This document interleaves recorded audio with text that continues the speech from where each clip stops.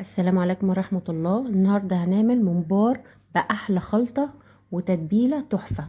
معايا هنا كيلو ونص ممبار متنضف كويس جدا بالملح وبالدقيق وبالبيكنج باودر علشان ينضف من المادة اللزجة اللي فيه.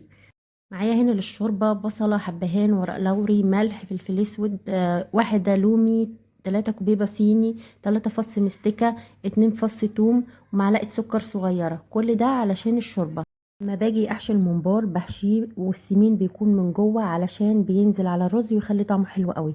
بهارات الممبار: فلفل اسود، ملح، بهارات اللحمه، بابريكا، كزبره ناشفه، كمون، نعناع، شطه، جوز الطيب، حبهان، ورق لوري مطحونين، كوبيبه صيني، 3 فص توم مطحونين، 2 ماجي لحمه، وطبعا معايا كيلو ونص طماطم، معلقه صلصه كبيره، وطبعا معايا حزمتين شبت وحزمتين بقدونس، انا ما بحطش كزبره، ومعايا نص كيلو بصل، وطبعا معايا كيلو ونص ممبار، عليه كيلو وربع تقريبا رز.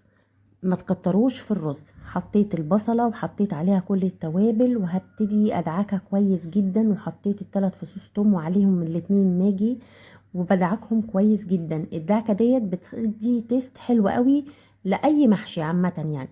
ونزلت بالصلصة وهقلبهم كويس جدا، وبعد كده هنزل بمعلقة صلصة واقلبهم برضو مع التتبيلة الحلوة ديت. ما بكترش في الصلصة عشان انا بحب القوطة تبقى حلوة كويسة وكتير.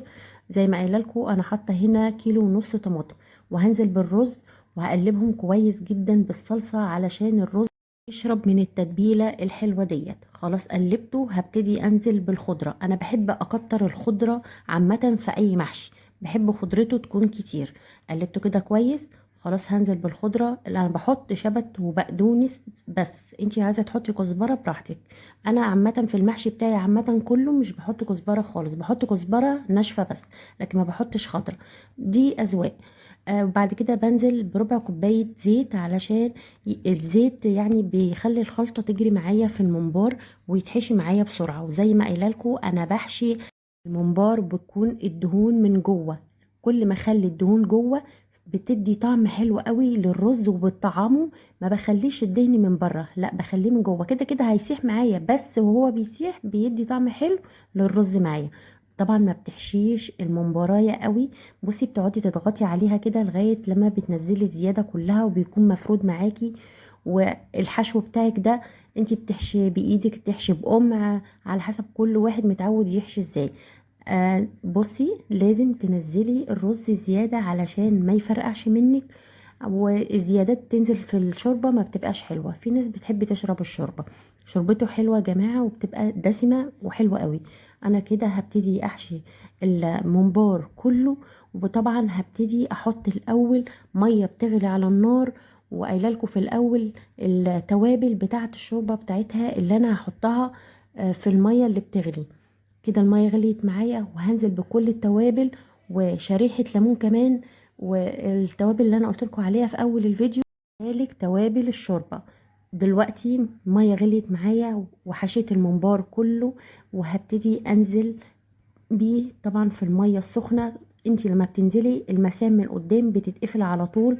ما تخافيش الرز مش هينزل منك. واهم حاجة زي ما قايلالك ما تحشوهوش للاخر. طبعا بتبططي الممبرايه كده علشان الرز الزيادة ما يوقعش منك في الشوربة ويبقى حرام يعني، محدش بياكله بعد كده. ممكن في ناس او انا عامة كمان بشرب الشوربة بتاعته وبعصر عليها نص ليمونة، بتبقى شربتها حلوة قوي.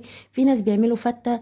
كل واحد وليه طريقة في اكله يا جماعة. بس انا عايزة اقول لكم ان التتبيلة دي حلوة قوي. والممبار اللي هو ني في ني حلو. في ناس بيسبكوله، ما انا قلت لكم الاكل اذواق. خلاص استوى معايا على حسب ما قعد على النار. انت بتختبريه وتشوفي الرزايه، ما بتخليهوش يتهري قوي. ما تخليش الرز يتهري قوي. احنا عايزينه معقول لان هيبتدي ينزل في الزيت تاني وهيتقلي طبعا. كده انا حطيت الكميه التانية وهبتدي اسخن بعد كده الزيت عشان هبتدي اقليه. اهم حاجه عايزه اقولك ما تكتريش في الزيت بتاع الممبار.